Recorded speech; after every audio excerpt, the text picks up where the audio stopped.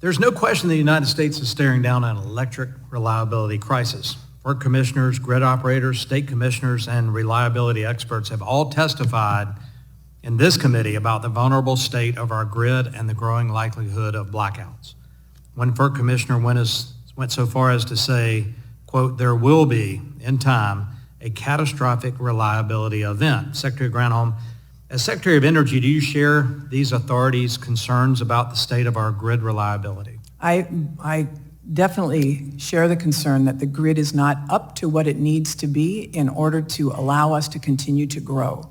We know that demand for energy is increasing. We know that the grid is old, and the poles and the wires and the transformers, they need to be replaced. It was built in the 50s and 60s in many places. And so we need to continue to invest in upgrading the grid, hardening the grid, and expanding the grid. Thank you. And to do that, we're going to need to mine more in this country. It's another agency, but critical mining for copper and other components is necessary. The North American Electric Reliability Corporation, or NERC, and the grid operators have warned about policies to transition Americans away from fossil fuels, prematurely retiring coal and natural gas power plants, and canceling pipelines.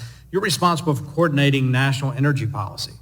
Does the administration recognize that premature retirement of electric generation threatens this reliability of our grid? We want to make sure that we manage this transition in a way that ensures the power is on and we continue to move to clean energy.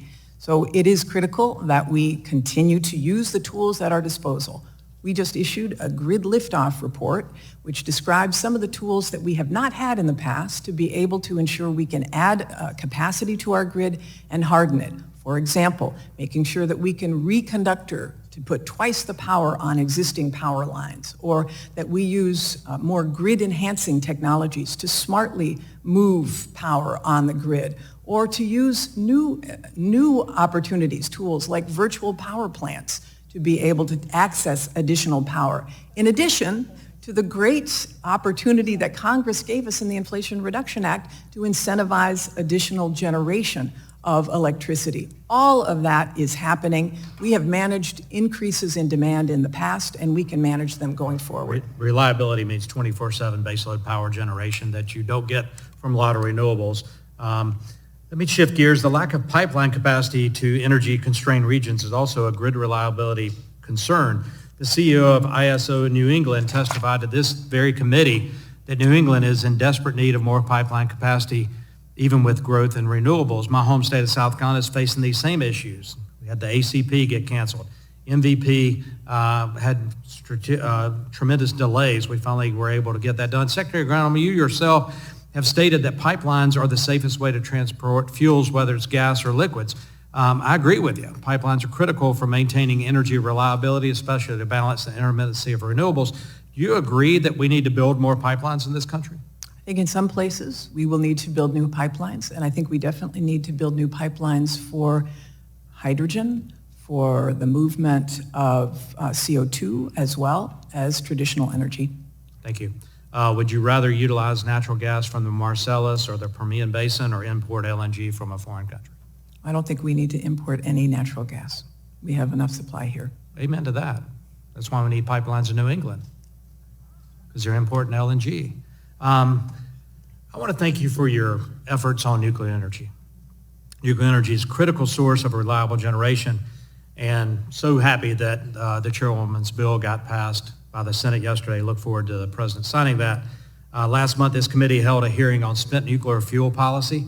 One issue that came out of this hearing was the loss of capacity and credibility of DOE's spent fuel program after it dismantled its office dedicated to spent fuel management about 14 years ago. The law requires DOE to have a dedicated office to manage spent fuel and nuclear waste, which will help credibly address the federal government's obligations and strengthen the public's confidence. Will you look into resurrecting the Office of Civilian Radioactive Waste Management and to fulfill DOE's statutory duty under the Nuclear Waste Policy Act? Well, I do think that our Office of Nuclear Energy and our Office of Environmental Management both do aspects of that.